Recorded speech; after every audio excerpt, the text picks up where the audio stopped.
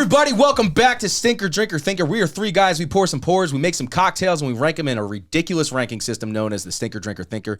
We will tell you exactly how we feel about everything, obviously, always. I am your host, Anthony Longano. I am joined here by two very special friends of mine, Troy the Body of Galati. Troy, say hello to everyone out there. I'm very special, and I wanted to say hello to you. I told you they were special. And then there's Matt McKibble. Matt. Cool, moving on. So thank you for joining us. Nope, shut up. Thank you for joining us. Hello. And if you're coming off of last week, wasn't done talking about. I hope you're all well and safe from St. Patrick's Day, that you're not in jail or still on a train station doing keg stands. We released a bunch of cool cocktail videos. What's the story with that? Yeah, so... I really... Yeah, so I used to go to school in Manhattan. I used to work in Manhattan, too. And for years, I just have to take the train into the city, and I always had to work or be in class on St. Patrick's Day.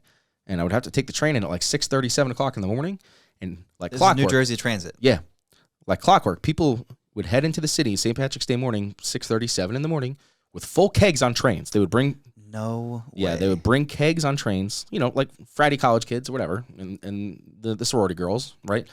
And they would just be doing fucking keg stands. On the train? On the train. How have I never heard this story before? And the keg would be gone.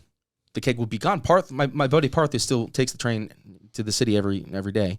Just like hand out beers on the train or something, or no? They do keg stands and they drink the keg on the train, like the keg, a whole keg on the train, and then like I don't know because like I would get out of work or class and like go catch a drink in the city somewhere on St. Patrick's Day is the dumbest thing ever. So I never do it, but like there'd be vomit everywhere, like on the train home that night anyway.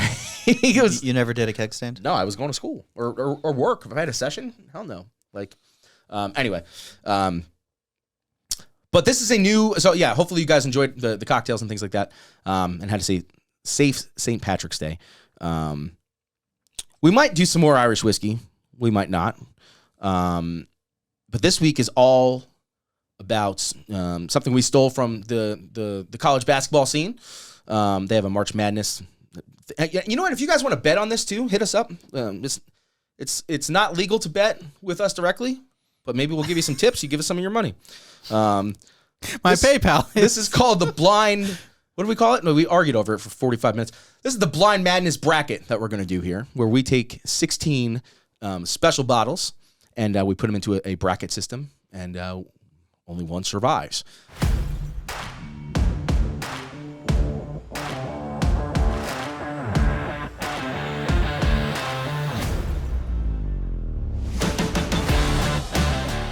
We did it last year. We had a lot of fun. We'll probably recap that a little bit and talk about the winner as we kick this week off. But yeah, what the fuck else do we say now? Well, I mean, obviously you can probably at this point see the bracket on screen if you look here. Right? You can see it. Fingers are pointing. It's right here. The bracket. Directions. The bracket. It probably just says bracket. Who knows? But I figure, we can go over maybe what we're thinking about our selections for the upcoming bracket. Obviously, we can talk about the winner and why we think or why that won. I don't know. What do you want to do? Well, how about, so obviously, this Balcones Texas Single Malt single barrel pick from Total Wine. Was it Total Wine in Indy? Kentucky. It's got a big sticker. Yeah, I'm looking at the state of Kentucky. I know geography really well. This kind of kicked everybody's ass. I think there was only one other whiskey that competed with it. Yep. Really, and that was the gray label Seagrass from Browcraft Spirits. But this thing really stole the show. So the winner of the prior year's bracket is always the 16th entry in this year's bracket. So the one that won last year will be in the bracket this year with 15 totally new whiskeys that weren't in last year's bracket. And guys, we're not just doing bourbons or rye or single malts. We're doing everything. Anything that can be classified as whiskey, except for flavored whiskey, because we don't drink flavored whiskey on this podcast. We drink whiskey with flavor. Like that, That's not bad. Yeah, we stole that from Elsie May, I think. But you heard it here first, guys. Yeah. So this will be in there. But what were some of your favorites besides the Seagrass last year? Like, what were some that you remember really sticking out? I remember some real bad ones. Honestly, more than I remember disappointments more than I remember what was good. That high and wicked Irish whiskey that we did was fucking terrible, and I was super disappointed with that. Well, it was Bardstown 5. Discovery series. Discovery 4. Number 4. Yeah. Oh, 4, yeah. Not even Fusion. I remember we were discussing a lot about Nika from the Barrel, too. Yeah. I was like, it's good, but... Yeah, that's a me. Yeah. I'll take responsibility for that one because I know that I like it still. It's just different. Not everybody's ready for that. Was it the Knob Creek didn't really hold up, if I recall? Well, we Never thought it was does. going to be worse than it was. Yeah. A lot of us. Oh, right. That's what that. Yeah. It wasn't that bad. In the end, it wasn't that bad. My favorite was Screwball. You mean Sazerac Rye? Oh, sorry. Yes. Everybody's favorite was Sazerac Rye all the time. Fireballs. Yeah. I don't know. Yeah, the Seagrass was amazing. The Seagrass was so good. There was Chattanooga 111. Yeah, Chattanooga 111 really did well in there too. That made it down to the Final Four? Yeah. Yeah. And I've revisited that a couple times since. And Hey guys, we just drank that with Mountain Dew a couple weeks ago. That was dumb. Yeah. Sorry once again. Mr. McFarland, I think, is the guy. Mrs. McCracken. Yeah, Grant McCracken, who's the master distiller down there at Chattanooga. Sorry so much that we disrespected your beautiful 111, but it did really well in our bracket last year, so that means something.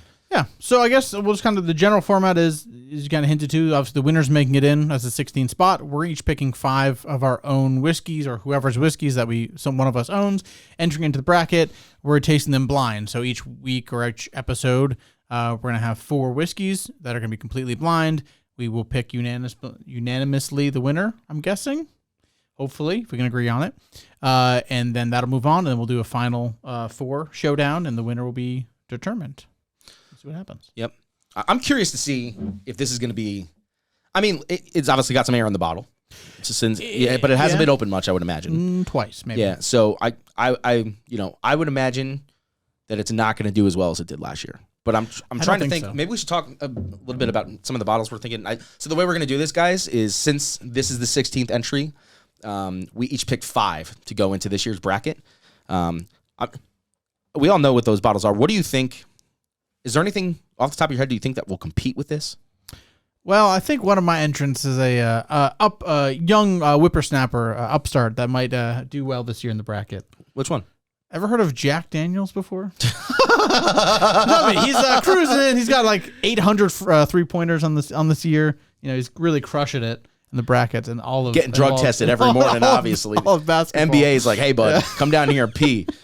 But I think the first one that I knew was going to go in the bracket this year, personally, for me, was the Jack Daniels Single Malt Oloroso finished special release that I did this year. Which I think we reviewed on the podcast. We reviewed a couple weeks back maybe a couple months back at this point.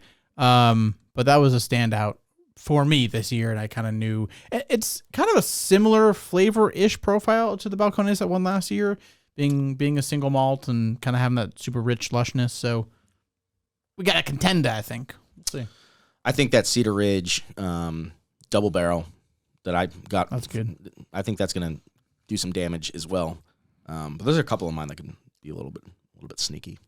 But yeah. Matt, you're throwing in that Courage and Conviction? Oh, yeah.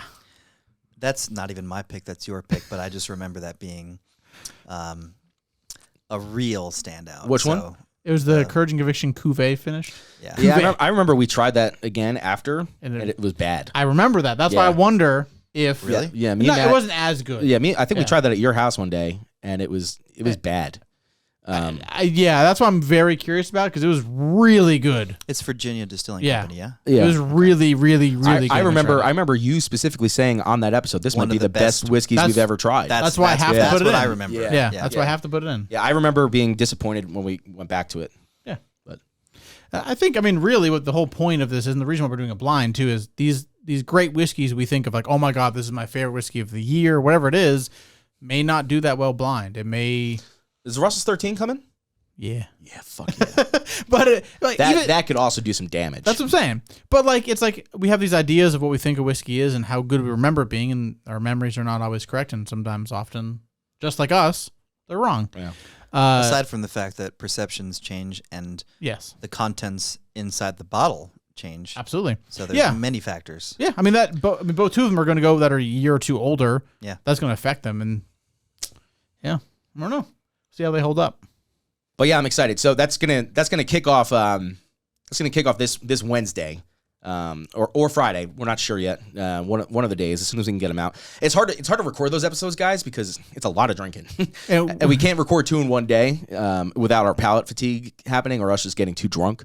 We definitely can't record 3 in a day. And it's also blind, so we actually can't do it ourselves. We have to have someone set it up. So right, yeah, we do have to have someone set it up. So there's like some choreographing that needs to be happening there. But so it's either going to be this Wednesday or 2 episodes on Friday. There will be an episode on Friday, no matter what, of the bracket.